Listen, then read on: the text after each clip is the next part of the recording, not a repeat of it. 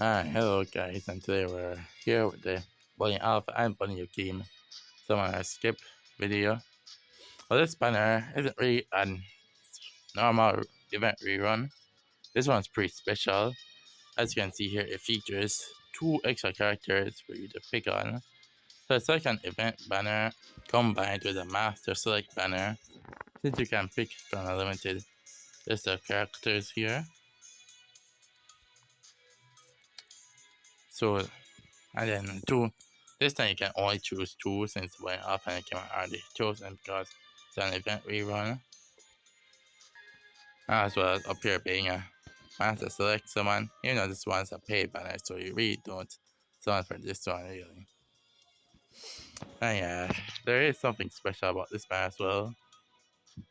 With the probabilities. So if you're pretty much playing for Bunny Alpha, but then it's a 1 in 4 chance since the two characters you select, which one are these two, appear as selection characters, which means that if you summon and get the roulette animation. So if you would like to summon and get the roulette animation, well then it could be one of these four characters, or of course, you know it can happen you get the roulette and just getting one of these random permanent characters. Yeah, that can happen too, but realistically, if it's not a 1 in 2 chance between playing Alpha and playing a game, it's not 1 in 4 chance between playing Alpha and the two characters you select, which my two characters are Victoria and Elizabeth, but your two may be different. So yeah, and that's pretty much what the ticket is here for as well.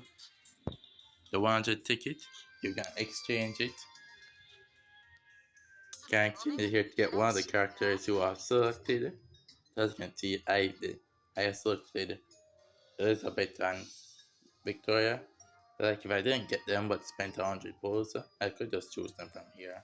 And of course, you get their gear with them as well. And of course, that 5 multis is the regular SS ticket. 50-50 chance between Bunny Alpha and Bunny Team. So, if you're playing only for Bunny Alpha, then you do have to go for a lot of gambling and gacha. Of course, gambling never stops. We all love gambling. Otherwise, we'll be playing big gachas. But regardless, there's a lot of times we get into the kit.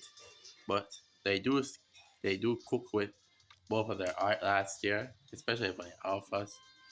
Like man, this is peak, especially how I have her on the home screen right now. They did give her a peak one on one time. Same for your team. Both of them got very good art and some good one on one times as well.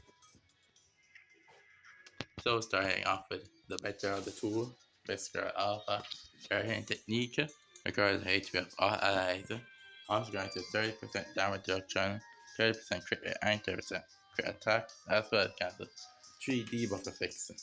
When awakened, you get more damage reduction, more debuff cancelling, and more crit rate and crit attack, which is also very good considering that you have Demon Zeta that also give you 50% crit rate, so pretty much you end up at like 100% crit rate for the ultimate. And of course for the crit attack part, Zeta gives buffs to that as well, depending on where you move per last or first or whichever position in the combo. We would recommend last for more crit attack buffs of course. And this New Year's is like giving 30% speed and 30% crit rate. And for Awaken, you also get 30% damage inflicted buff as well. Of course, you have this skill, which is attack and speed of offense buff. And for Awaken, you get 30% crit buff, crit attack as well, which does make for some very good buffs to get from not only New Year's Zeta, but from D1 Zeta. And of course, the best part of the Bunny team, Bunny Alpha, all these buffs synchronizing. And you get so much attack, speed, crit rate, crit attack, etc.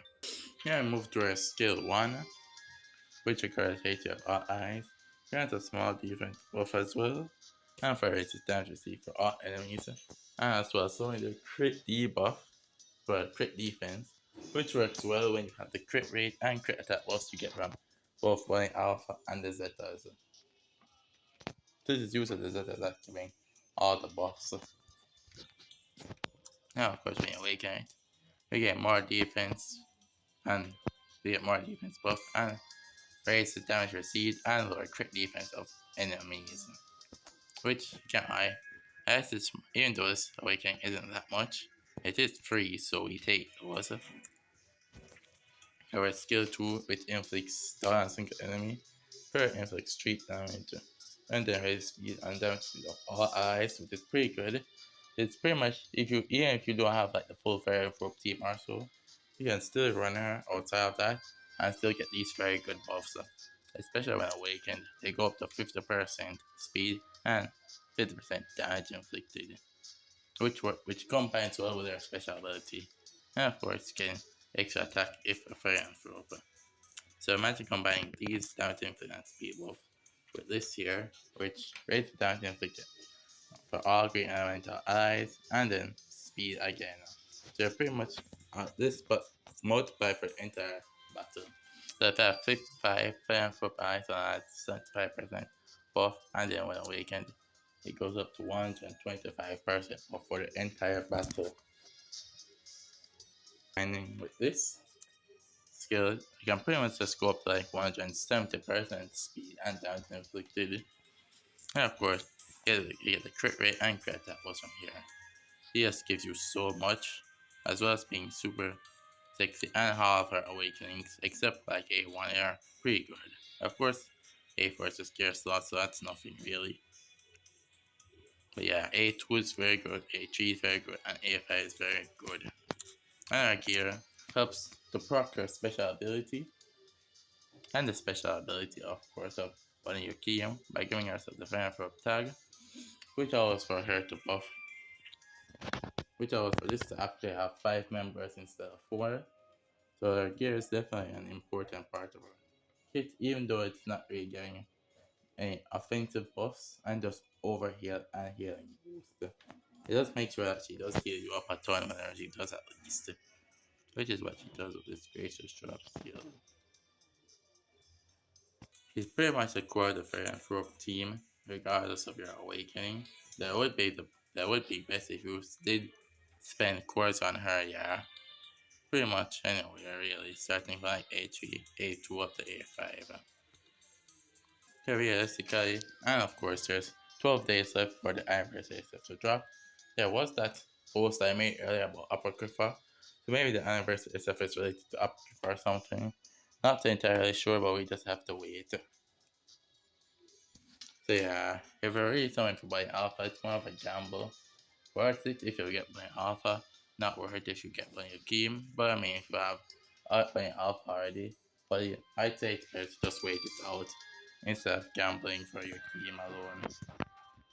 Though don't get me wrong, your team is still good. Still the best tank for the team because he gives us buffs as well.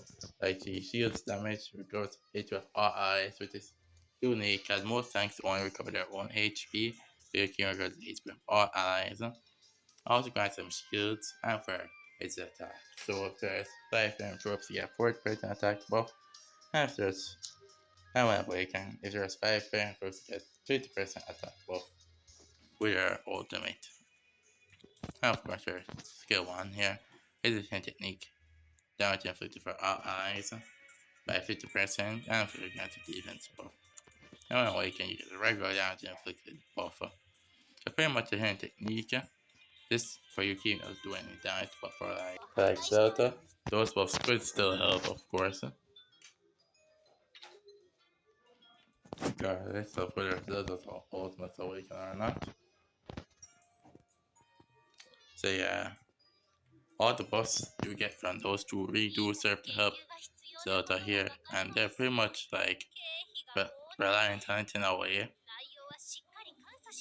since they don't buff themselves that much besides. But I mean, if you're starting on the Zeta side, she does give some buffs. Of course, there's the gear, but if you're starting on like the Delta side, they only buff themselves, so yeah. However, skill 2 that does something, I guess. It's better for PvE than PvP, since it can lower attack and cancel effects. Most of the cancelable effects can be useful as you can cast an enemy's offensive buff or of course defensive buff, allowing you to survive better or deal more damage. And of course, this skill here creates your own defense and of course SP by 300 to 500 if awakened or not, required with 5 green element of fire and fruit allies. So like either better here, recovering SP by 300 and when awakened by 500. Or if you're with green earth element attacker allies. So yeah. This SP recovery is pretty restrictive. So pretty restrictive as here as well. The one thing that really changes is the fire of the fire and fruit. But I mean at least this one.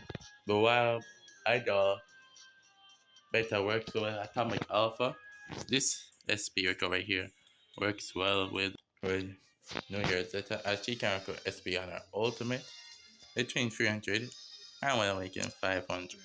Though she doesn't recover it for herself, so unlike so Beta does recover it for herself, meanwhile Zeta doesn't. But she can recover SP unlimited times. Meanwhile Beta is limited to only twice. So yeah. So yeah, well you can't really SP team with neither comp at the moment. It would still be good to have your team and ideal for you to have both of them. And your team scare here pretty much just makes her invincible to the first 3 hits because of parry.